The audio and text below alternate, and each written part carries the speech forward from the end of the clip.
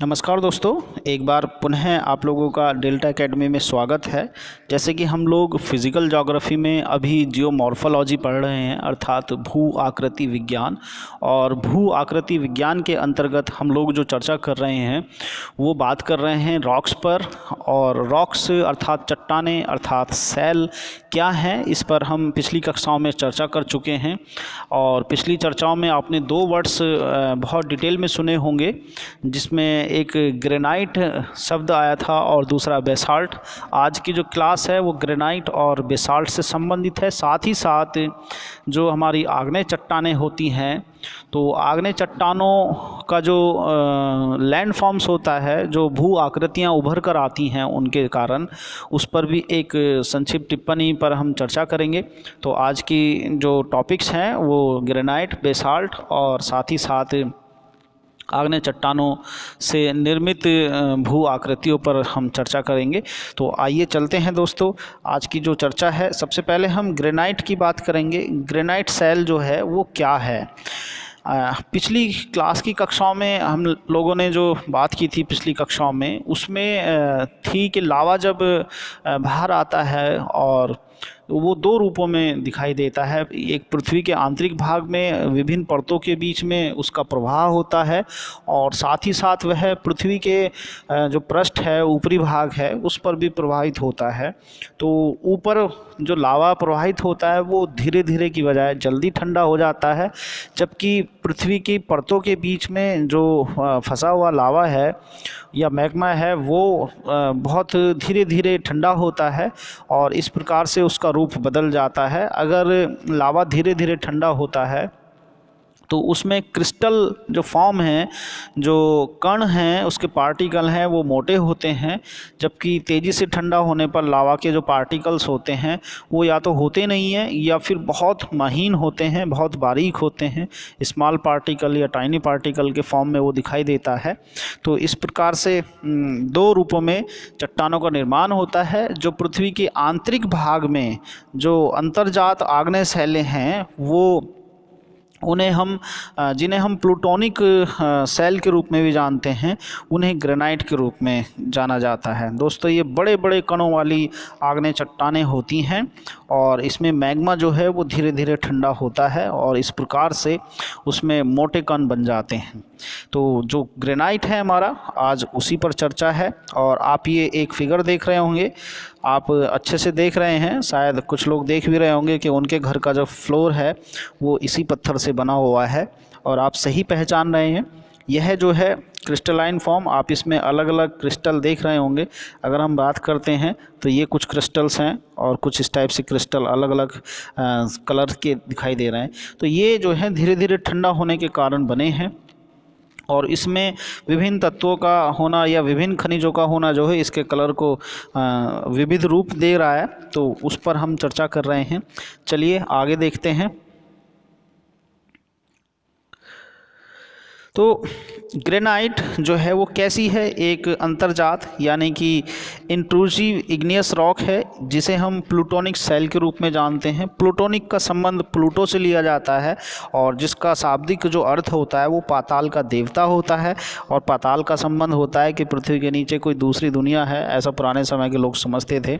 तो अर्थात हम ये कह सकते हैं कि ये इस प्रकार की रॉक्स हैं जो दूसरी दुनिया, या फिर ये कहें कि वो पृथ्वी के आंतरिक भाग में कहीं बनी होगी, इसलिए उन्हें प्लूटोनिक सेल कहते हैं।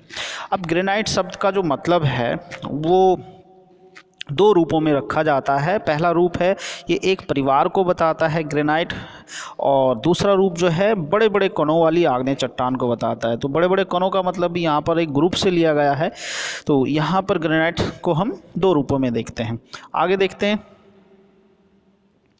ग्रेनाइट का जो केमिकल कंपोजिशन है उसके बारे में चर्चा है। तो दोस्तों, ग्रेनाइट जो है एक एसिड बेस्ड इग्नियस रॉक है। एसिड का मतलब जो होता है, जो पीएच लिया जाता है, पीएच हम एक बात करते हैं, पीएच जो है किसी भी मेटल्स में, किसी भी कंपाउंड में हाइड्रोजन आयन की कंसंट्रेशन को रिप्रेजेंट करता है, और इसका जो नंबर होता है वो 0 से लेकर 14 के बीच रखा जाता है। इसमें एक मिड पॉइंट 7 नंबर का होता है और 7 नंबर जो होता है वो न्यूट्रल माना जाता है। अगर हम इससे नीचे की बात करते हैं लेस देन टू 7, तो वो पीएच जो है क्या कहलाता है, एसिड बेस कंपाउंड कहलाता है।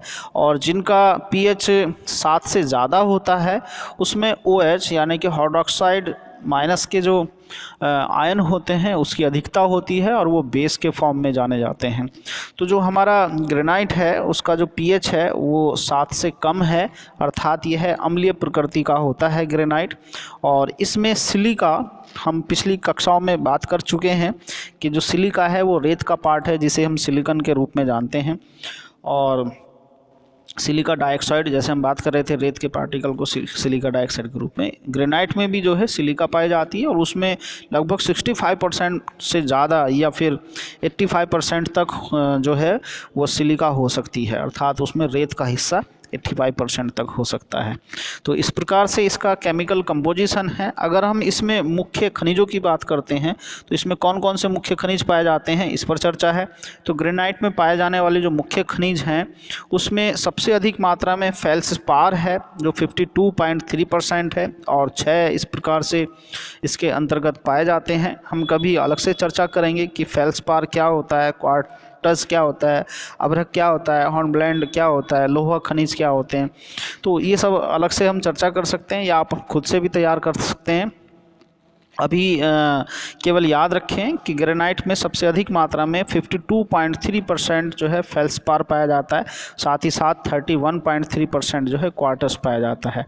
अभ्रक माइका का भी हिस्सा है इसमें। हॉर्नब्लेंड एक ब्लैक कलर का खनिज होता है उसका हिस्सा है। लोहा मैग्नेटाइट या जो मैग्नेट के फॉर्म में या फिर हम कहेंगे आयरन और जो होते हैं फेरस या फेरिक के फॉर्म में मिलते हैं तो उसका भी मात्रा है और बाकी अन्य तत्व इसमें ग्रेनाइट में मिलते हैं। आप एक ग्रेनाइट रॉक देख रहे हैं यहाँ पर, इसमें फेल्सपार है और फेल्सपार को हम यहाँ पर देख सकते हैं। ये फेल्सपार है, ये वाइट और पिंक कलर का हो सकता है, ओपेक हो सकता है, रेक्टेंगुलर प्रिज्म के रूप में ये दिखाई देता है इसकी शेप। तो आप इसमें जूम करके देख सकते हैं यहाँ पर क्या वो दिखाया है। दूसरा जो दे रखा है वो फेनेरिटिक टेक्सचर है। फेनेरिटिक टेक्सचर का मतलब होता है बड़े कणों वाली आग्नेय सेल। तो इसमें क्रिस्टल होते हैं यानी कि बड़े कण होते हैं। तो एक सर्किल दिखाया गया है, आप यहाँ देख सकते हैं। Crystal are large enough to see without magnification, तो बिना मैग्निफिकेशन के आप इसमें क्रिस्टल देख सकते हैं। आगे क्वार्ट है, usually in rounded glassy grains हैं जो ग्लास की तरह दिखाई देते हैं। तो क्वार्टज जो है एक ग्लास की तरह की दिखाई देने वाला एक मिनरल्स है, उस पर चर्चा कर सकते हैं।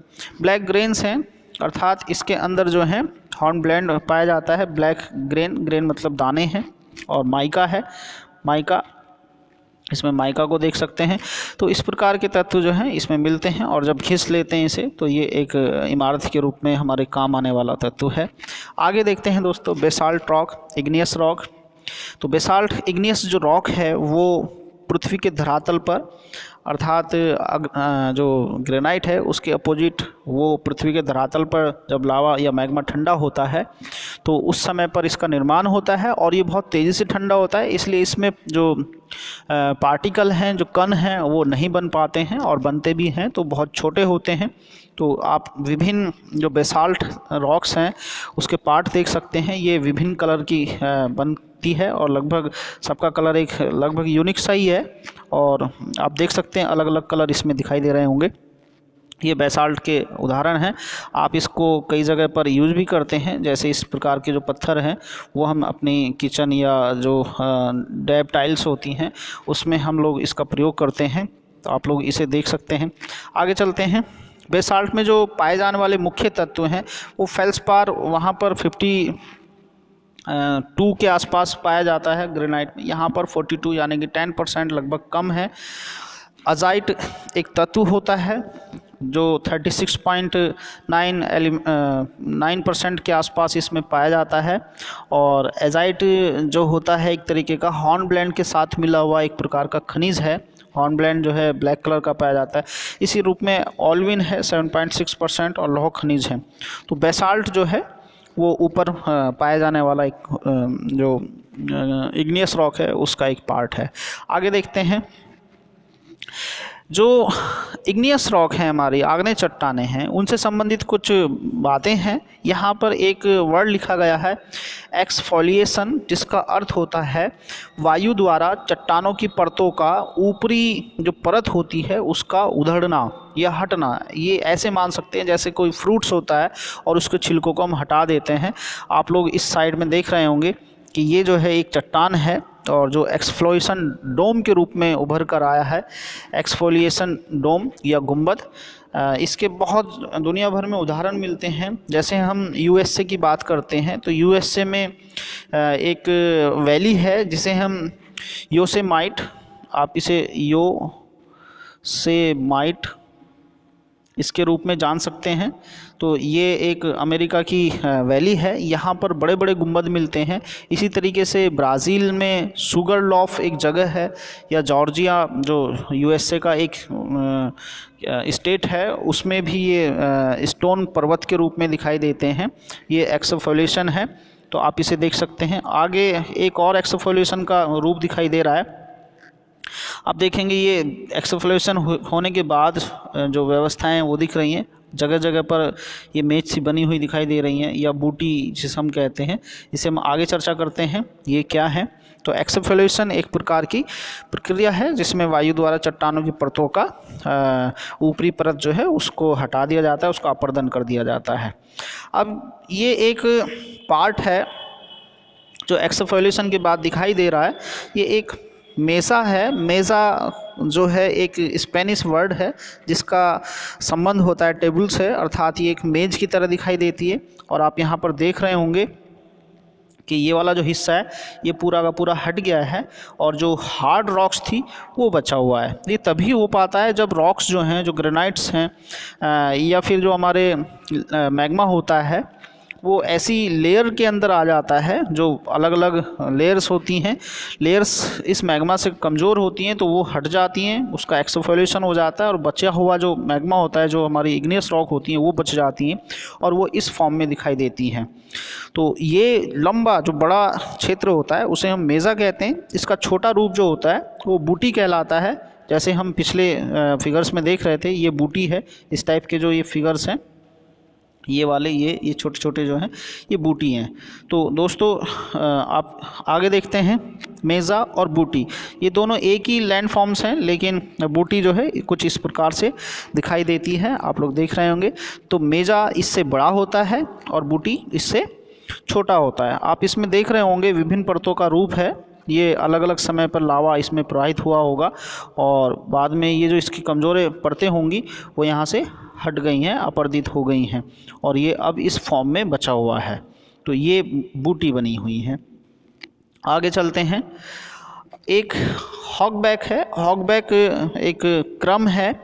इस प्रकार का क्रम है कि इसमें जो रॉक्स हैं वो बन जाते हैं, छोटे छोटे माउंटेन के फॉर्म में ये बन जाती हैं। इन्हें हम हॉक्सबैक कहते हैं और ये एक सीरीज के द्वारा दिखाई देती है, एक श्रेणी के रूप में दिखाई देती हैं।